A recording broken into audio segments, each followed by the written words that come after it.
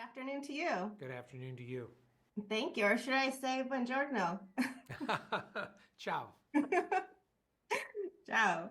Well, congratulations on this film. I got a chance to watch it last night. Palms were sweating, so I'm curious to know how much sweating did you do throughout this film? Because I'm sure you were put through quite a bit. How many ounces would you say? I would say that the experience that you have watching the film is very similar to the experience of making it.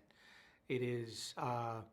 It was quite an effort, and we were never quite sure how things were going to turn out. So I'm just relieved that we managed to pull it off safely. But you're also part of the writing process, so you kind of have an idea what you're getting yourself into. I do. I have some idea, but we never stop at the plan. We never let the plan get in the way of a better idea.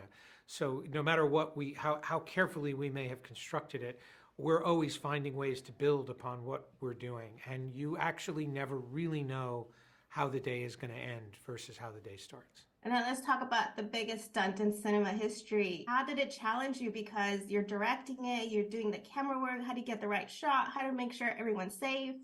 So much going on. It depends on how deep a dive you want to do into that. We rehearsed it extensively. We built the ramp in a quarry in London, but obviously that's not on the edge of a cliff.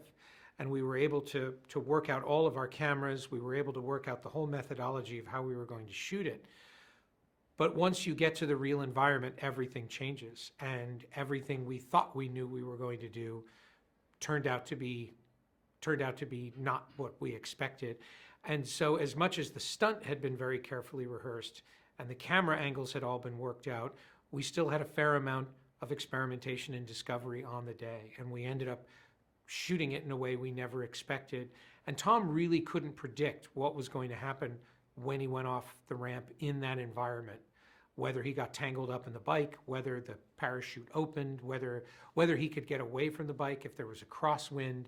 There were a lot of variables that simply could not be predicted. And so when he went off that ramp, we did as much as we knew.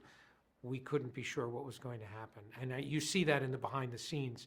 We're all fully aware that what we're doing is entering the unknown. I saw the behind scenes. There's the moment of silence. There was that exact moment of silence last night in the theater when we watched. We could probably hear a pin drop. Yes. That is the power of cinema. That is being invested in a character, and no matter how much you think you might know how this is going to turn out, you just can't see how it's going to turn out well. And it's been great watching a film with an audience and seeing them that immersed in something that we know they've seen. How many bikes did you go through, and how many Fiat 500s did you go through? We had 14 bikes. We only used 8 of them. Some bikes did survive. All the bikes were recovered, so nothing was left behind. And we had 4 Fiat 500s. That was and they all survived. They're very robust cars, those Fiats. I have to tell you, we really put them through their paces, and they were tough little cars. Tell me about bringing in Isai Morales as the villain. Yes, Isai is somebody that Tom has known going all the way back to the very beginning of his career. They were friends back in the mid '80s when Isai and Sean Penn were doing Bad Boys together, and Tom was doing Taps.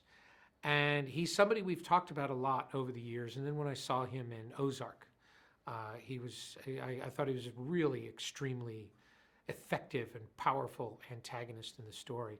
What I especially love about him is that he's elegant. There's nothing sinister, or he doesn't need to sell it to be a very intimidating character.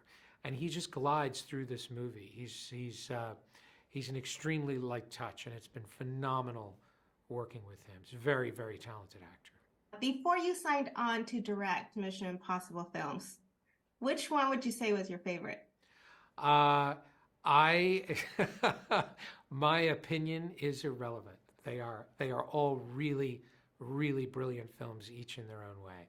And I'm just honored to be a part of the franchise. And I had the honor to speak to you today. Thank you so much for your time and congratulations. My pleasure. Thank you so much. I look forward to seeing the film several times Uh, again. that is the greatest review you could ever give us, is a repeat viewing. Thank you so much. Definitely. Thank you so much again. Appreciate it. Ciao.